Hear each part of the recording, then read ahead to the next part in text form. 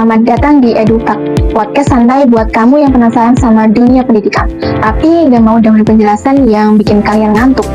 Nah, di episode kali ini, kita jalan-jalan virtual yuk.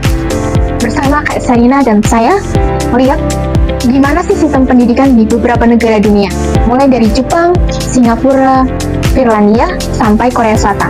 Gak cuma soal pelajaran apa aja yang diajarkan, tapi juga bagaimana cara mereka belajar, seberapa penting guru di sana, bahkan sampai teknologi apa yang dipakai di kelas negara-negara tersebut.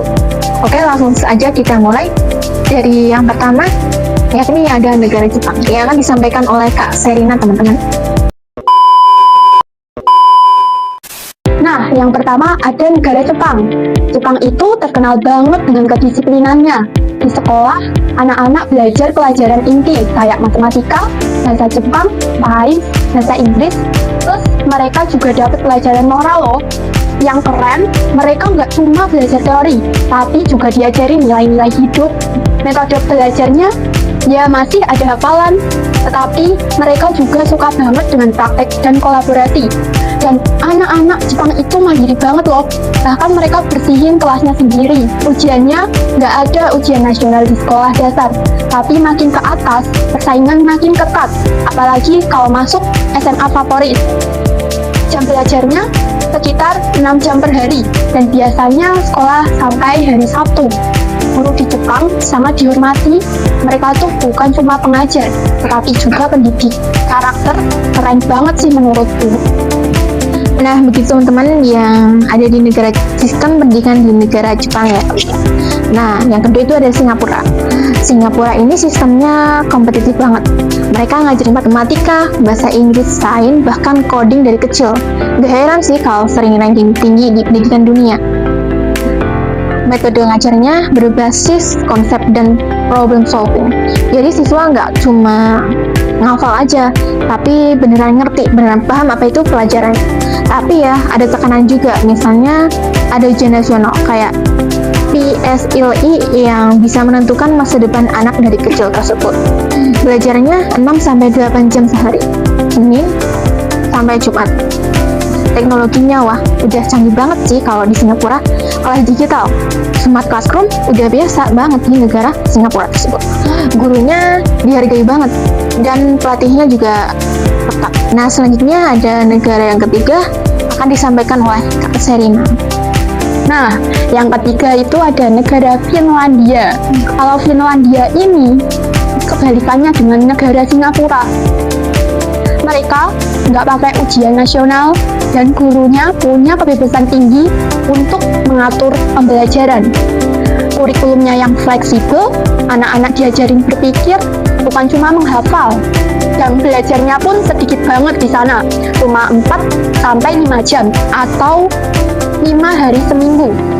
Tetapi tetap produktif. Teknologinya sih ada, tapi lebih dipakai sebagai alat bantu, bukan jadi pusat pembelajaran. Dan profesi guru di sana itu keren-keren banget loh. Semua guru wajib S2, dan status sosialnya tinggi banget. Mantap kan ya?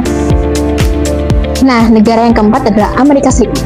Amerika itu sistemnya beda-beda tergantung tiap negara bagian. Karena Amerika Serikat itu wilayahnya luas banget. Tapi biasanya pelajaran mereka fokus ke critical thinking, STEM, dan kreativitas. Metodenya seru loh. Ada diskusi, proyek, kadang ke eksperimen juga. Ujiannya sih ada kayak CAT, tapi penilaiannya guru juga penting. Jam belajar ada 6-7 jam per hari, atau 5 hari seminggu. Teknologinya super lengkap. Sekolah pakai Chromebook, Google Classroom, dan macam-macam. Guru dihargai, tapi juga banyak tantangan birokrasi dan kerjaan administratifnya juga. Yang kelima, ada negara Jerman. Di Jerman, sistemnya agak unik. Anak-anak diarahkan ke jalur akademik atau vokasi sejak usia 10-11 tahun. Jadi, ada yang fokus ke universitas, ada juga yang langsung disiapkan untuk bekerja. Kurikulumnya sangat padat, dan mereka suka banget logika dan sains. Evaluasinya beragam, dan ada ujian akhir buat kelulusan. Dan teknologi masih berkembang, tetapi udah makin cepat sejak pandemi. Guru di sana tuh dihormati, tapi tetap ada tekanan administratif. Nah, yang keenam ada negara Inggris. Nah, kalau Inggris pakai sistem nasional kurikulum ya, fokusnya tetap ke pelajaran inti kayak Maths, English, Chem, dan ada pilihan-pilihan lain juga. Metodenya cukup inovatif, banyak diskusi, presentasi, bahkan proyek seni. Ujiannya ada, namanya GCSE dan I-Level. Ini penting banget buat masuk ke universitas di Inggris tersebut. Jam belajar sekitar 6 sampai 7 jam per hari atau 5 hari per minggu. Teknologi udah terintegrasi di sekolah-sekolah. Guru dihargai, tapi kadang juga stres karena target-target pemerintah yang harus sesuai ya teman-teman. Dan yang terakhir ada negara Korea Selatan. Korea Selatan, sistem pendidikan di sana super kompetitif. Anak-anak di sana belajar dari pagi sampai malam, kadang sampai jam 10 malam karena itu ikut les. Kurikulumnya fokus banget ke ujian. Ujian nasional GSIT tuh jadi penentu banget buat masa depan siswa. Metodenya dulu hafalan banget, tetapi sekarang mulai berubah ke arah interaktif. Dan teknologinya di sana pun sangat maju sekali. Banyak platform, e-learning, dan konten digital dipakai tiap hari. Gurunya pun sangat dihormati sekali, tetapi juga kerja keras banget karena sistemnya menuntut banget. Nah, itu teman-teman sekilas tentang sistem pendidikan di 7 negara.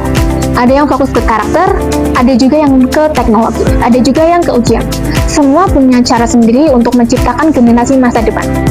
Kalau kamu sendiri paling suka sistem yang mana? Yuk diskusi bareng di media sosial kita.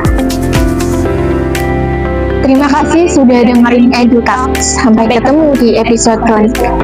Tetap semangat belajar ya. Dadah!